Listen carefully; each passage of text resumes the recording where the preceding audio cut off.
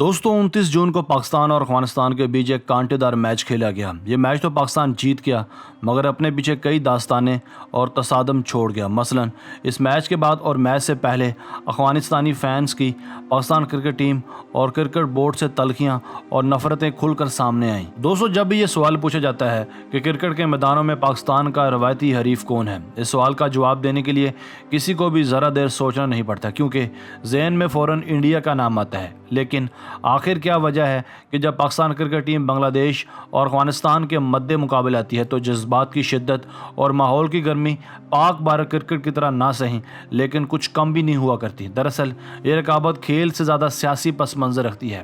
سن 1971 میں مشرقی پاکستان کے بنگلہ دیش میں تبدیل ہونے کے بعد وہاں پاکستان کے بارے میں جو عمومی منفی رد عمل اور فضا قائم ہوئی ہے، اس کے اثرات کرکٹ کے میدان میں بھی دیکھے گئے ہیں، اور جب بھی یہ دونوں ممالک کرکٹ کے میدان میں آمنے سامنے آئے یہ رقابت کھیل پر حاوی رہی۔ اس حقیقت سے کوئی انکار نہیں کرے گا کہ بنگلہ دیش کو ICC کی ٹیسٹ رکنیت دلانے میں پاکستان کی کوششیں بھی شامل رہی ہیں، لیکن یہ بات بھی روز روشن کی طرح آیا ہے کہ بنگلہ دیش کا جھکاؤ ہمیشہ سے انڈیا کی طرف رہا ہے اور کوئی بھی ایسا اقدام نہیں اٹھاتا جو انڈیا کی ناراضگی کا باعث بنے۔ کچھ یہی صورتحال افغانستان کے ساتھ بھی درپیش ہے، وہ بھی دیگر تمام شعبوں کی طرح کرکٹ میں انڈیا کے زیر اثر دکھائی دیتا ہے۔ اس میں کوئی شک نہیں کہ افغانستان نے جس انداز سے کرکٹ میں ترقی کے منازل طے کیے ہیں وہ مثالی ہیں، لیکن یہ بات یاد رکھنے والی ہے کہ افغان کرکٹ پاکستان میں قائم جلوزائی، کچا کارا اور دیگر کیمپوں میں پروان چڑھی ہے۔ یہ اور بات ہے کہ آج افغان کرکٹرز پاکستان میں اپنے قیام کا ذکر کرتے ہوئے کچھ کتراتے ہیں۔ بنگلہ دیش کی طرح افغانستان کے کرکٹ کے بھی قدم جمانے میں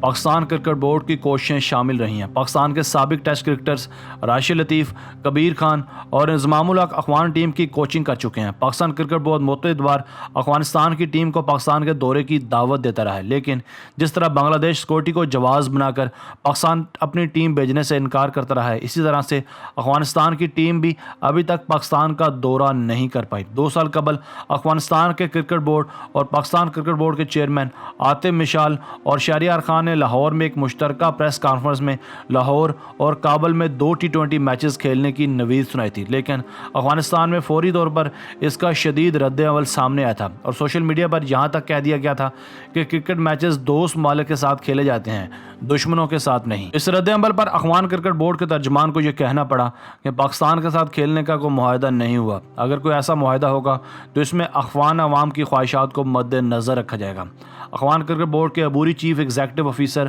اسد اللہ خان کے حالیہ ٹی وی انٹرویو کو پاکستان کرکٹ حلقوں میں پسندیدگی کی نظر سے نہیں دیکھا گیا، جس میں انہوں نے کہا ہے کہ افغانستان اس وقت کرکٹ میں پاکستان سے کئی اعتبار سے بہتر ہے اور پاکستان کو چاہیے کہ وہ اپنی کرکٹ کی بہتری کے لیے افغانستان کی مدد حاصل کرے۔ افغانستان نے ورلڈ کپ کے وارم اپ میچز میں پاکستان کو شکست دے کر اپنے خطرناک عزائم ظاہر کر دیے تھے، لیکن اس کے بعد خود اس کی اپنی کارکردگی مایوس کن رہی اور اب تک کھیلے گئے 8 میچز میں افغانستان کو شکست ہوئی ہے۔ پاکستان نے افغانستان کے خلاف اپنے 3 میچز جیت رکھے ہیں، لیکن گزشتہ سال ایشیا کپ میں افغانستان کی ٹیم جیت کے قریب آ کر دور ہو گئی تھی۔